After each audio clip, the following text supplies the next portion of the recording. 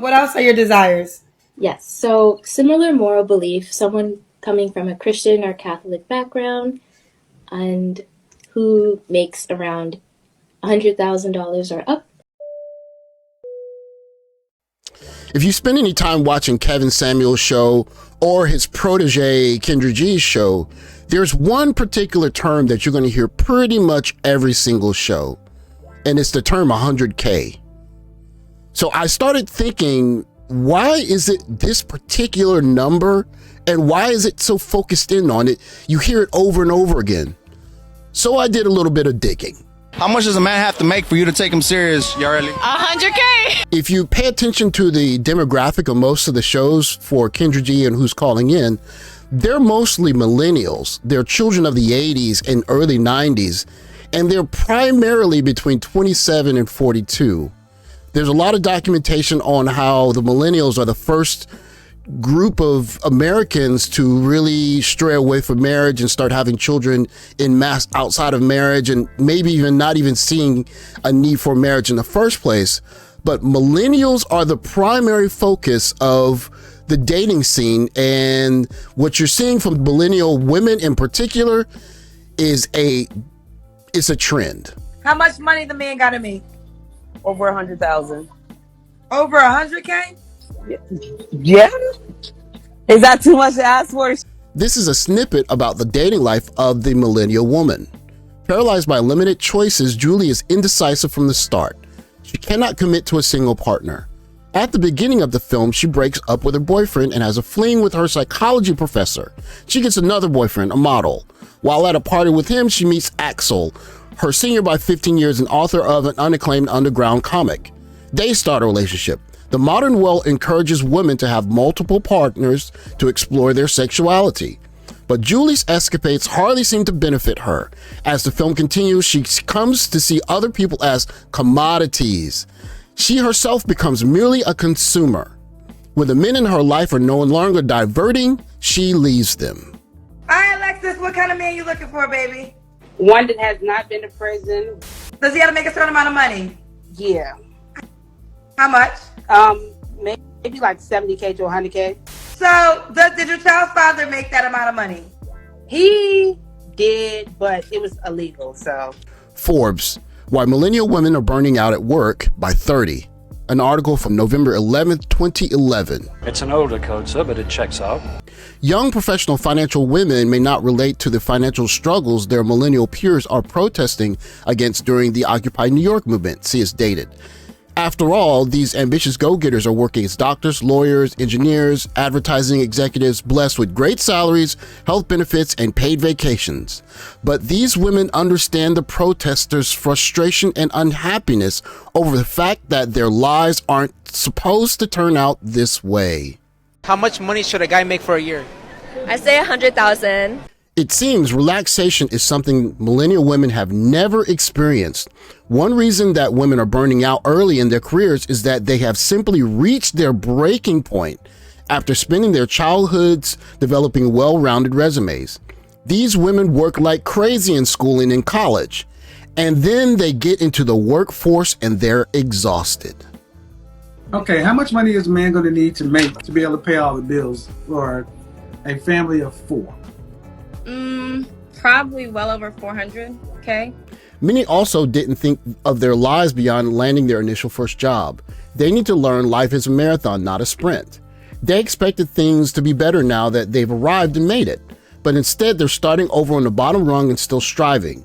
You can't see the end of the tunnel because there are so many twists and turns. It's impossible to see what life will be like in 20 years these days. It's hard to look 3 or 4 years in the future. They don't know what they're striving for, which makes it really hard to move forward. Let's just be real. Could you be with a guy that makes 100,000 a year? No. Even those who did plot out their lives past the initial first career have unrealistic expectations about full-time employment. It is not as if these women expected their jobs to be parties or good times, but many underestimated the actual day-to-day drudgery. College is nothing more than a babysitting service. These students are totally unprepared for the real world. The reality for women who want to work in PR is that they're going to be working with 24 catty women who will and compete with them. No one will say thank you. You'll eat lunch at 5 p.m. It sucks. It's hard work. If you're making 100K a year, how much do you want your guy to make? Like, we'll say a good 400. 400,000. 400? Yeah. I'd say 100K guy? a year, that's a lot. I would say 200. 200. I would say 100. All of this unhappiness has left young women struggling over their next move. Simply quitting or changing careers isn't an option because the education for their professional jobs has burdened them with substantial student debt. Also, while earlier generations may have opted out of the workforce through marriage or motherhood, these paths aren't viable for these self-sufficient women who either are still single or unwilling to be fully supported by men. The next time you hear a young lady say, I can't be with a man that makes $100,000 a year or less. I would prefer $1 million or more. And there are men for me. So if you make $100,000 a year, that's great. There are women for you, but that woman is not me, baby. Or, how much should a man make? Like 300,000. Like, I guess if they made less than that, I feel like we wouldn't have the lifestyle I wanted. Ideally, my husband needs to be making like 650,000. If I'm making this much and I have this lifestyle, this person cannot have a lesser lifestyle than me. Otherwise, it is not going to work out. Anywhere from 70 to 100K. I would have to say 127. $500,000. Is that bad? Probably 150 to $250,000 a year. That's my guess. If your wife can spend more than you make, like, you need to make more money. So it really just depends. 150 maybe to 250,000 a year would be comfortable for sure. The more the merrier. The next time you see one of these podcasts and you see a young lady say these exorbitant numbers like 250K, 400K, I want you to go back to this Forbes article. All of this unhappiness has left women struggling over their next move. While earlier generations may have opted out of the workforce through marriage or motherhood, these paths aren't viable for these self-sufficient women unless they meet a man that's making enough money to bail them out from not just financial issues, but the monotony of work. As the most free, liberated group of women to ever walk the planet, millennial women find themselves in a very unique position. They look behind them and they see generations of women who were stay-at-home mothers and didn't have the rights to work in the workplace the same way that they do. But those women were women who stayed at home and raised children and didn't have to worry about the rigors of financial production. They look in front of them and they see a future where they're going to be treated the same way as men, as regular old cogs in a machine at work. And it's difficult.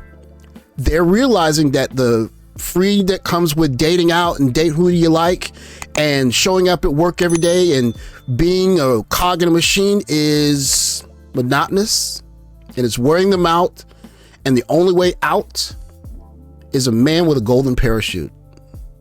Thanks for watching. Like, subscribe, comment down below, and I'll catch you guys in the next video. Take care, guys.